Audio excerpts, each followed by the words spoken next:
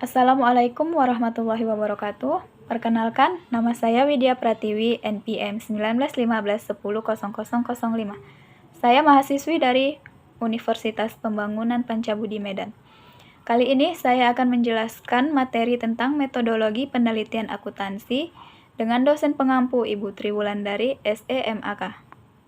Baiklah, mari kita mulai materinya. Teori dan penelitian. 1. Pengertian teori. Teori merupakan sekumpulan ide, pengetahuan tentang suatu hal, dan konsep-konsep yang terorganisasi dan saling terkait dengan yang lainnya, dan juga dapat digunakan untuk memahami, menjelaskan, memprediksi, serta mengendalikan sebuah fenomena untuk memperoleh hasil tertentu yang diharapkan. Teori memiliki beberapa ciri-ciri, di antaranya yaitu 1. Berisikan seperangkat asumsi sebagai titik awal sebuah skenario. 2. Menceritakan seperti apa sebuah fenomena, bagaimana dan mengapa fenomena tersebut berkembang. 3. Terdiri dari konsep-konsep yang saling terkait sebagai sebuah sistem ide. 4. Ada hubungan sebab akibat di antara konsep-konsep tersebut dengan penjelasan spesifik pada konteks. 5. Mencerminkan konsistensi logika berpikir. Dan yang keenam, memungkinkan untuk diuji dan dimodifikasi melalui observasi. 2. Bagaimana perkembangan teori? Suatu teori itu akan terus berkembang dan disempurnakan sesuai dengan pengenalan yang makin baik terhadap dunia nyata melalui berbagai penelitian yang dilakukan. Dalam memahami dan menjelaskan bagaimana suatu teori itu berkembang, ada beberapa pendekatan yang dilakukan. Antaranya yaitu induktivisme, falsifikasi, research programmers, paradigma Kuhn, dan anarkisme. Yang pertama, induktivisme. Induktivisme merupakan penalaran deduktif yang berasal dari observasi tentang sebuah fenomena yang bersifat khusus untuk menggeneralisasikan kondisi pada suatu lingkup yang besar. Yang kedua, falsifikasi. Pendekatan ini dianggap memiliki kelemahan khususnya karena terlalu bergantung pada observasi untuk mengkonfirmasi apakah sebuah teori berlaku atau tidak. Yang ketiga yaitu research programmer. Pendekatan ini dikemukakan oleh Laplace pada tahun 1974. Menurut Laplace, pendekatan ini teori dan sains akan berkembang melalui penelitian yang dilakukan dengan memperhatikan 3 komponen dalam program penelitiannya, yaitu negatif inkursionistik atau lapisan terdalam. Yang kedua, protective belt atau lapisan tengah. Dan yang ketiga yaitu positif heuristik atau lapisan terluar. Yang keempat yaitu paradigma Kuhn. Pandangan ini berasal dari Thomas Kuhn yang dikemukakannya pada tahun 1970 yang mengatakan bahwa sains dan teori berkembang melalui rangkaian tahapan-tahapan tertentu. Yang kelima yaitu teori anarki. Pandangan ini dikemukakan oleh Feyerabend pada tahun 1975 yang mengklaim bahwa tidak ada satupun pendekatan di atas yang berhasil menjelaskan secara tuntas bagaimana sains dan teori berkembang. Menurutnya, sains dan teori dapat berkembang dengan cara apa saja, dengan karakteristiknya masing-masing yang khas dan berbeda-beda sesuai karakteristik suatu teori atau sains. 3. Pengertian penelitian. Penelitian merupakan aktivitas sehari-hari yang dilakukan oleh setiap orang untuk mencari jawaban atas suatu keingintahuan. Karena setiap waktu kita selalu menemukan hal-hal baru dan mencari penjelasan atau jawaban tentang penyebab atau faktor yang mempengaruhi, serta akibat apa yang ditimbulkannya.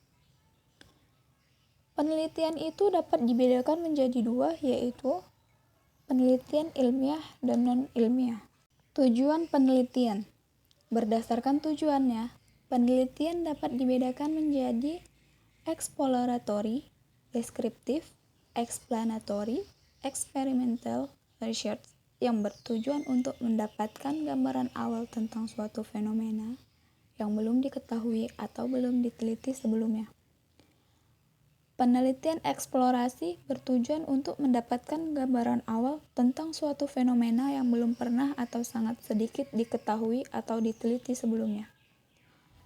Yang kedua, penelitian deskriptif, yaitu bertujuan untuk memberikan gambaran tentang detail-detail spesifik dari sebuah situasi, lingkungan sosial, atau hubungan. Yang ketiga, explanatory research, bertujuan untuk mencari sebab dan alasan dari terjadinya sebuah fenomena, tidak hanya what, who, atau how, namun juga menjawab why. Keempat, penelitian eksperimental, yang bertujuan untuk mengetahui reaksi dari individu-individu yang sejenis terhadap berbagai lingkungan yang berbeda, atau individu-individu berbeda terhadap lingkungan yang sama. Manfaat penelitian. Manfaat penelitian dapat dibedakan menjadi dua, yaitu penelitian dasar dan penelitian terapan. Yang pertama, penelitian dasar. Penelitian dasar adalah penelitian yang dilakukan untuk mengembangkan suatu sains secara umum dengan mengevaluasi dan atau mengembangkan suatu konsep atau teori yang ada dalam bidang sains tersebut. Penelitian dasar yang pertama yaitu titik berat penelitian lebih untuk memuaskan keinginan akademik daripada penelitian itu sendiri. Kedua, kualitas penelitian dinilai dengan menggunakan standar akademik oleh masyarakat akademik. Ketiga, manfaat utamanya adalah untuk memberikan kontribusi teoritis. Keempat, ukuran keberhasilan adalah pada saat laporan penelitian dipublikasikan pada jurnal akademik serta berdampak pada masyarakat akademik. Kedua, penelitian terapan. Yang pertama, penelitian adalah bagian dari sebuah pekerjaan yang seringkali didanai dan ditentukan tujuannya oleh pemberi kerja. Kedua, kualitas penelitian dinilai oleh pemberi dana berdasarkan sejauh mana hasil penelitian tersebut memenuhi kepentingannya. Ketiga, manfaat utamanya adalah menghasilkan rekomendasi yang dapat bermanfaat secara praktis dalam menyelesaikan sebuah masalah. Keempat, ukuran keberhasilan adalah pada saat rekomendasi tersebut digunakan oleh pemberi dana untuk memecahkan masalah yang ada. Konklusi. Kali ini, konklusi membahas bagaimana teori berkembang melalui penelitian dan dari berbagai dimensi dalam penelitian. Teori merupakan inti dari suatu sains yang digunakan oleh manusia dalam membantu, memahami, menjelaskan, memprediksi, serta mengendalikan lingkungannya. Etika dalam penelitian. 1. Konflik kepentingan dalam penelitian. Etika memberikan batasan tentang apa yang boleh dan apa yang tidak boleh dilakukan, serta apa yang bermoral dan tidak bermoral. Namun, dalam penelitian ada berbagai dilema yang muncul, yang mana pengelolaannya mungkin tidak diatur secara khusus oleh hukum formal sebuah negara. Dilema itu adalah berupa konflik antara pengembangan sains, kepentingan pribadi peneliti, hak-hak dari objek yang diteliti, dan kepentingan masyarakat yang luas. Untuk itu diperlukan keseimbangan di antara berbagai kepentingan yang berbeda. Keseimbangan tersebut di antaranya yaitu 1. Kepentingan pengembangan sains. 2. Kepentingan pribadi peneliti. 3. Hak-hak dari partisipan yang diteliti. Dan keempat, kepentingan masyarakat. 2. Etika dan hukum formal. Batasan etika tidak sama dengan hukum formal. Etika dalam penelitian tidaklah berdiri sendiri, Hal ini juga berhubungan dengan lingkungan ekonomi, hukum, politik, dan sosial di sebuah negara. Sanksi yang timbul atas tindakan yang tidak etis dapat bervariasi, mulai dari sanksi formal yang diterapkan institusi yang bersangkutan, sampai dengan sanksi moral oleh masyarakat yang dampaknya dapat dirasakan oleh peneliti itu sendiri. Konklusi.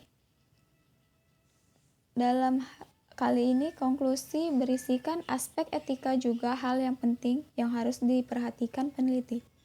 Beberapa hal yang perlu diperhatikan oleh peneliti agar etika penelitiannya terjaga di antara lain yaitu plagiarisme, kejujuran dalam penelitian, perlindungan terhadap identitas pribadi dari pelaku objek penelitian, akses ke objek penelitian, pelecehan terhadap pelaku objek penelitian, serta informasi yang dimiliki pelaku objek penelitian tentang konsekuensi penelitian yang dilakukan.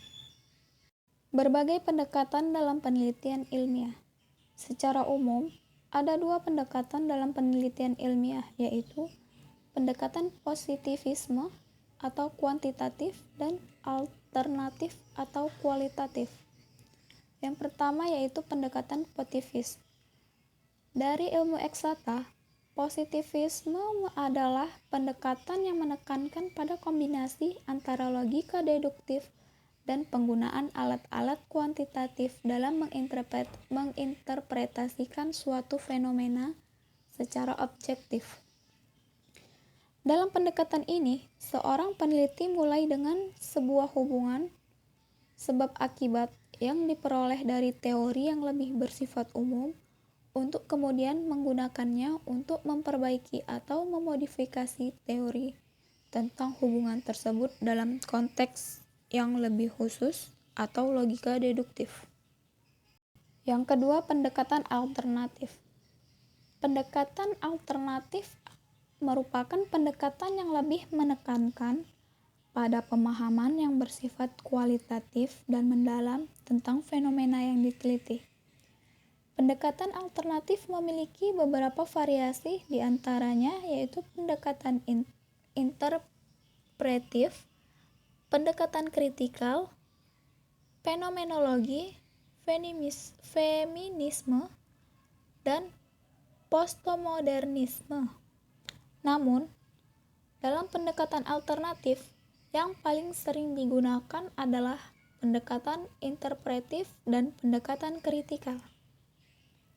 Aspek-aspek kunci pembanding antara positivisme, interpretif, dan kritikal. Ada beberapa kunci yang dapat digunakan untuk membedakan ketiga pendekatan tersebut, yaitu pertama, alasan melakukan penelitian tersebut. Yang kedua, asumsi tentang sifat dari realitas sosial. Yang ketiga, asumsi tentang sifat manusia. Keempat, sifat dari teori yang dihasilkan. Kelima, penjelasan yang dianggap baik. Keenam, bukti yang dianggap baik. 7. Jenis penalaran utama dalam melaksanakan penelitian. Kedelapan, nilai-nilai pribadi para pelaku. Kesembilan, metode penelitian yang digunakan. Konklusi. Konklusi kali ini membahas berbagai pendekatan dalam penelitian ilmiah, serta bagaimana pendekatan tersebut mempengaruhi cara pandang terhadap eksistensi, akuntansi, dan bagaimana mempelajarinya sebagai sebuah sains. Sekian dari presentasi saya. Apabila ada kesalahan, saya mohon maaf. Assalamualaikum warahmatullahi wabarakatuh.